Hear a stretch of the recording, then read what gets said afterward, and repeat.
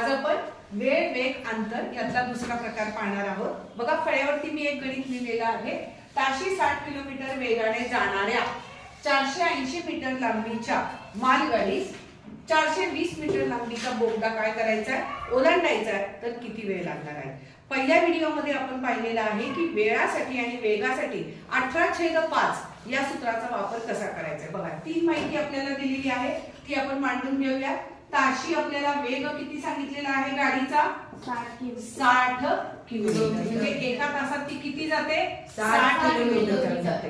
त्याच पद्धतीने आपल्याला अजून दुसरी माहिती काय दिलेली आहे, तर त्या मालगाडीची लांबी दिलेली आहे। किती दिलेली आहे मालगाडीची लांबी 480 मीटर। मालगाडीची लांबी जी दिलेली माहिती आहे त्याचाच वापर आपण करायचा आहे 480 मीटर। आणि या 480 मीटरच्या मालगाडीला किती मीटर लांबीचा बोगदा पार करायचा आहे आपल्याला 420 मीटर, बरोबर। बोगद्याची लांबी सुद्धा आपल्याला दिलेली आहे, ती दिलेली आहे 420 मीटर।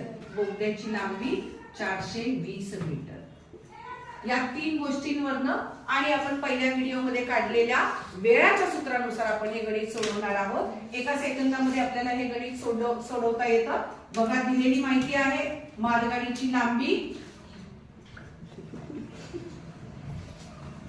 अधिक आपल्याला जी बोगद्याची लांबी दिलेली आहे त्याचा वापर करायचा। या दोघांची काय करायची आपण बेरीज करायची आणि आपल्याला त्याला गुणायचं आहे जे आपल्याला त्या आगगाडीचा वेग दिलेला आहे त्या वेगाने गुणायचा आहे। छेद वेग गुणिले मी पहिल्या व्हिडिओमध्ये सांगितलेलं होतं की आपल्याला वेळ आणि वेगासाठी काय करायचं 18/5। एवढीच माहिती आपल्याला पुरेशी आहे।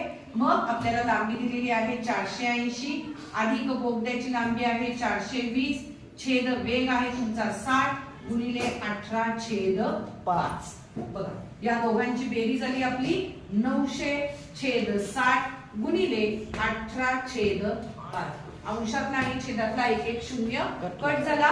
या 6 ने भाग देऊया, 6 एके 6 खाली उरले 3, 6 पंचे 30। या 5 ने भाग देऊया, 5 एके 5 5 त्रिक 15। अंशामध्ये राहिले आपले 3 गुणिले 18 18 त्रिक 54। म्हणजे तो बोगदा ओलांडायला आपल्याला किती वेळ लागणार आहे 54 सेकंद। मला वाटतं आपण एका सेकंदामध्ये हे उत्तर काढलेलं आहे।